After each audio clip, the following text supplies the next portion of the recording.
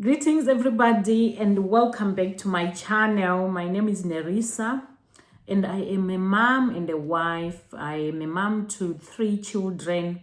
My middle son is on the autism spectrum. He also has got learning difficulty, anxiety, Tourette syndrome and ADHD. So in this video, I want to respond to questions that I've been receiving in the past couple of months in my inbox. And I had a lot of people saying, you have stopped talking about autism. We really miss those conversations. We really miss learning from you.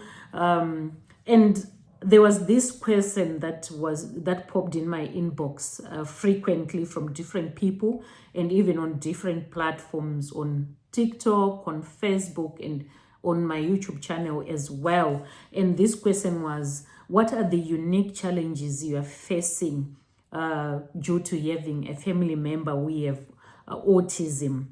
And that is the question I want to address in this video. So there is so many challenges. Some of them, most of them, they are not extraordinary challenges. It's challenges that any family is coming across. They are getting those challenges just like any individual, just like any family set up. We do have so many challenges. But for the sake of responding to that particular question, what are the unique challenges that you meet as a family with an individual on the autism spectrum or with an individual with special needs? These are the challenges. I'm just going to go through a few so that I respond, and I will try to do justice to that question. So the first and huge challenge that we have is the increased demand in caregiving. We have so much demand that is bent towards caregiving for our family member who is on the autism spectrum. My son will be soon turning 12, but his mental capacity age at the moment is around 2 to 3 years. And because of that, there is so much work that goes, or so much time, so much effort that goes towards supporting him with his day-to-day activities, with his day-to-day things that he needs to do to live. So from the time he wakes up, we need to remind him also to stick to his routine.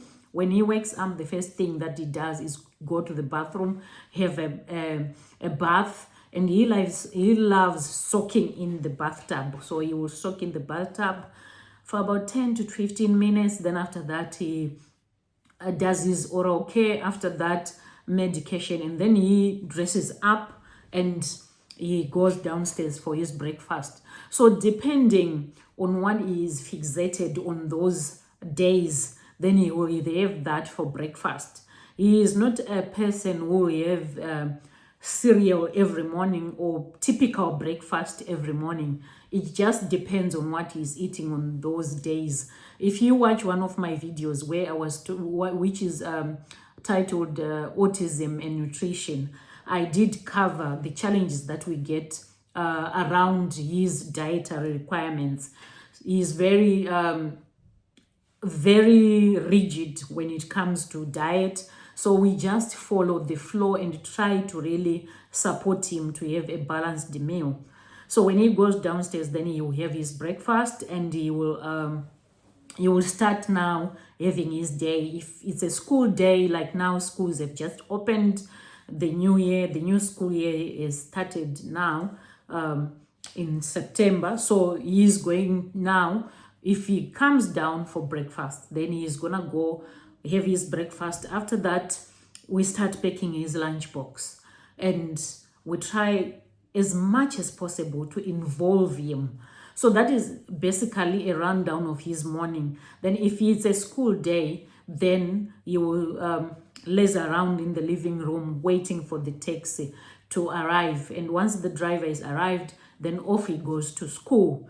So all that, what happens from the time he wakes up until he leaves for school, if it's a school day, it needs maximum supervision. Some of these things he does himself. We are teaching him independence as much as possible, but also bearing in mind that his cognitive development at the moment, he can only manage tasks that can be managed by people who are 2 to 3 years of age, because that's where his mental capacity is at the moment.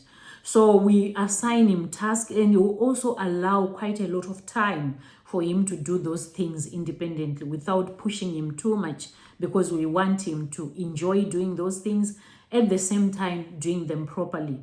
Like when he's dressing, we allow quite a lot of time, because we want to promote independence, from choosing the clothes that he's wearing to putting on those clothes properly, and also to put on lotion, oil. His skin does very well when he has got his oils before he put lotion. Then we apply sunscreen, and as well as deodorant, the stick, and some perfume, so that he also just smells good. So we then monitor all those things and allow him time for him to choose exactly what he's going to wear, from the socks, the underwear, the t-shirt, the shirt, the jumper, the jacket that he wants to put on, the trousers, the shoes. We allow him to choose the things that he wants, so that we increase independence, because he also enjoys when he is in charge of what he's going to wear. So that takes quite a lot of time in that aspect. Things that could take his other siblings who don't need that much support, things that could take them 30 minutes to wake up, bath, dress up and go downstairs for breakfast, that could take them 30 to 45 minutes. With him, it will take good 2 hours, because you also don't want to rush him. You don't also want him to make him feel anxious. So that is one challenge that we encounter on a daily basis. We have to make sure that we are moving at his pace, but at the same time meeting the deadline, because if then we just relax and we are not cognizant of the time, we will end up having the driver arrive and he's not ready to leave for school. So still, on days like weekends or summer holiday where there is no school and he's not having any morning routine, we still promote the same routine, that he wakes up, he will have personal care, he dresses up, then he goes downstairs. So we have just told ourselves we have to maintain that routine, so that it's much easier for him to just know that when I wake up, the first thing I bath.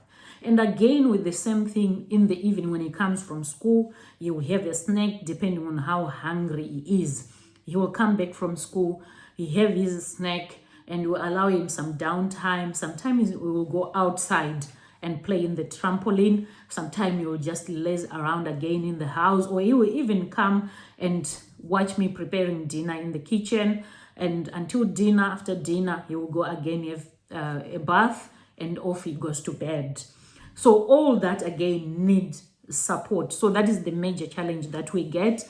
And the other challenge, the second challenge that I would love to mention, is the unpredictable routines that we end up just shuffling, because children who are on the autism spectrum often have some challenges. Some days, even for people who are not on any spectrum, who don't have any special needs, our days are not the same. Some days you come back from work or school very tired than the others, and you need more time to process how your day have been. So it's the same with him as well. Some days he comes from school and he's very excited, he is okay, and he doesn't need more support. Some days he even needs support when he's in the trampoline. He needs to be supported, and he just needs support, or he even needs to be alone. So that again, the unpredictable routines, they present again challenges for us to be able to manage to read into that situation and quickly say, you know what, we need to quickly stop this, or we need to quickly do this now. Or dinner can be served even earlier than usual to allow him more time to be alone, and maybe he wants even to spend more time in the tub, soak in the salts, and maybe really detox so that he is ready for the following day. And the other challenge that we have to deal with on a daily basis is the sensory and emotional overload that comes with looking after somebody who has got special needs, who need that extra support. You have to keep figuring out what exactly is the trigger. When he is having a meltdown, you have to figure out what has triggered him to behave the way he is behaving.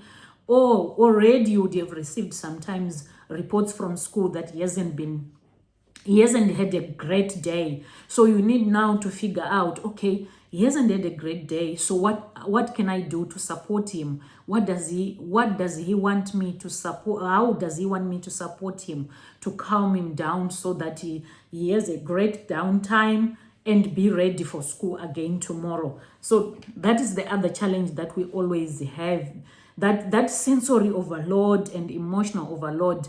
We have to deal with it almost every day. Sometimes you can spend the day at school and they will tell you he had a great day, but you will find that maybe he was just masking. The moment he gets home, he lashes at everyone. Why did you let me go to school? And you have to figure out, but at school they said you had a great day. You were actually smiling. You were actually cooperating. You were actually